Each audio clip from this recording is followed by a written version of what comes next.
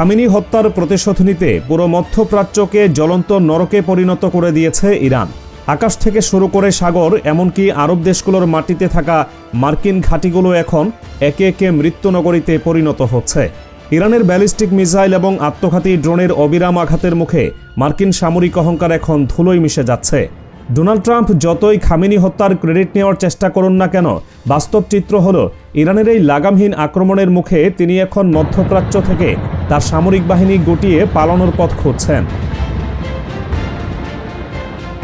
ইরানের এই অভাবনীয় এবং ভয়ঙ্কর আক্রমণের সবচেয়ে বড় শিকার এখন দখলদার ইসরায়েল। ইসরায়েলের আকাশ প্রতিরক্ষা ব্যবস্থাকে পুরোপুরি ফাঁকি দিয়ে তেল আবিব এবং জেরুজালেমের বুকে সরাসরি নেমে আসছে ইরানি ক্লাস্টার ওয়ারহেড মিসাইল। আন্তর্জাতিক সংবাদ মাধ্যম এবং সামাজিক যোগাযোগ মাধ্যমে ছড়িয়ে পড়া ভিডিওগুলোতে স্পষ্টভাবে দেখা যাচ্ছে ইরানের ক্লাস্টার ওয়ারহেডগুলো ইসরায়েলের মূল ভূখণ্ডে একে একে আঘাত হানছে। এই মিসাইলগুলো এতটাই ধ্বংসাত্মক যে এগুলো আকাশে থাকা অবস্থাতেই অসংখ্য ছোট ছোট বোমায় বিভক্ত হয়ে যায় এবং বিশাল একটি এলাকা জুড়ে একযোগে ধ্বংসযজ্ঞ চালায়। ইরান এবং হিজবুল্লাহর এই একযোগে হামলার মুখে ইসরায়েলের তথাকথিত আয়রন ডোম এখন পুরোপুরি বিফল এবং অন্ধ হয়ে পড়েছে। ইসরায়েলের পাশাপাশি মধ্যপ্রাচ্যে থাকা যুক্তরাষ্ট্রের প্রতিটি সামরিক ঘাঁটিও এখন ইরানের সরাসরি লক্ষ্যবস্তু। কুয়েতে অবস্থিত একটি মার্কিন মেরিন ব্যারাকে ইরান একযোগে 10টি সুইসাইড ড্রোন দিয়ে অত্যন্ত নিখুঁত এবং ভয়াবহ হামলা চালিয়েছে। এর মধ্যে বেশ কয়েকটি ড্রোন মার্কিন রাডার ফাঁকি দিয়ে সফলভাবে ব্যারাকে আঘাত হেনেছে। এই হামলায় বহু মার্কিন সৈন্য নিহত হওয়ার পূর্বানুমান করছে ইরানের ইসলামী বিপ্লবী গার্ড কর্পস।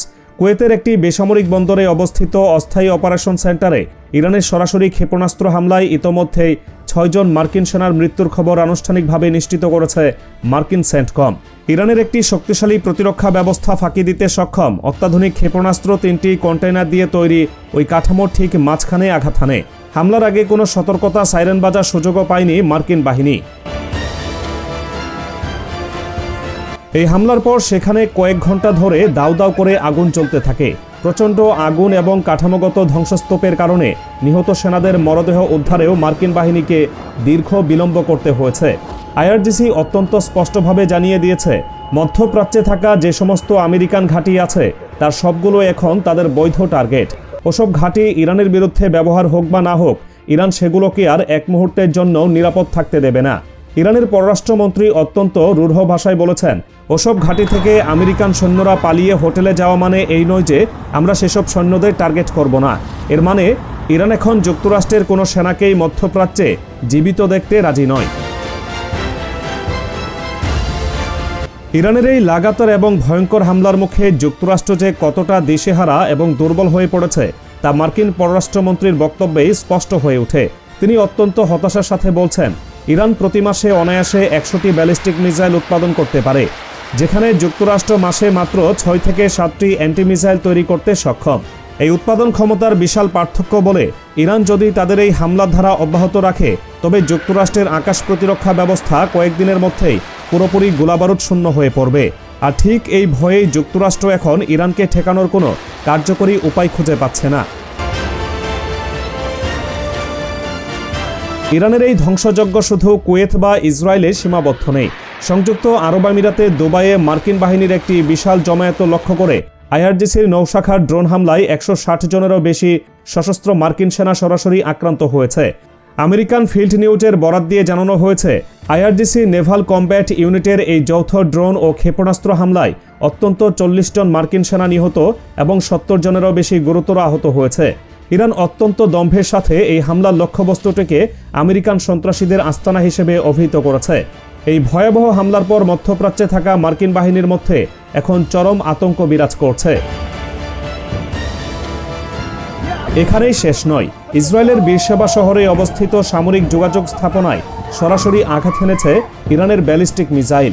ইরানের ইসলামী বিপ্লবী গার্ড বাহিনী জানিয়েছে, এটি ছিল তাদের চালানো হামলার 11তম পর্যায়।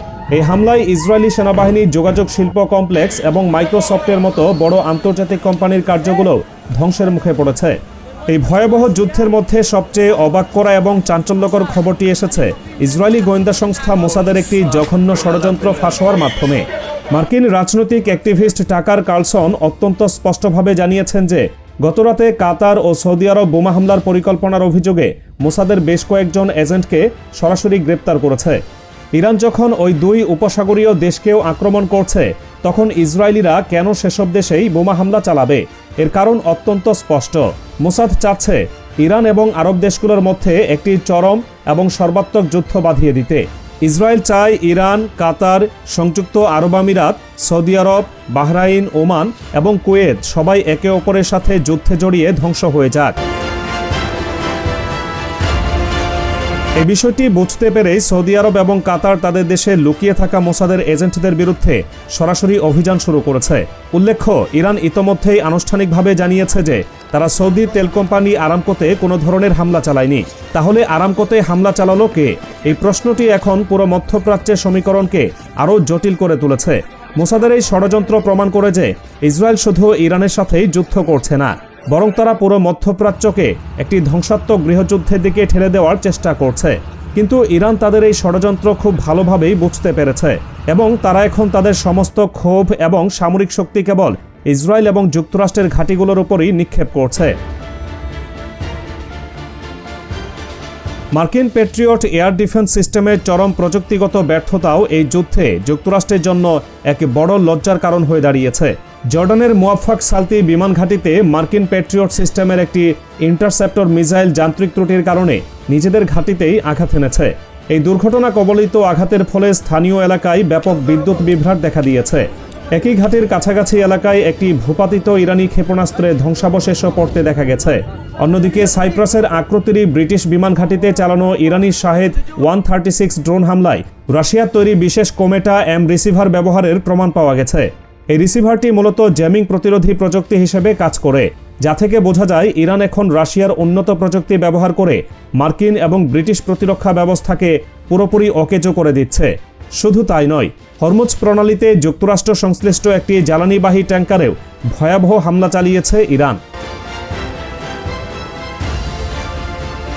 এদিকে খামেনি হত্যার পর মার্কিন প্রেসিডেন্ট ডোনাল্ড ট্রাম্প বলেছেন খামেনি তাকে 2 বার মারার চেষ্টা করেছিলেন, কিন্তু তার আগেই তিনি খামেনিকে মেরেছেন। কিন্তু ট্রাম্পের এই দম্ভ এখন তারই সামরিক বাহিনীর জন্য এক বিশাল মৃত্যুফাঁদ হয়ে দাঁড়িয়েছে।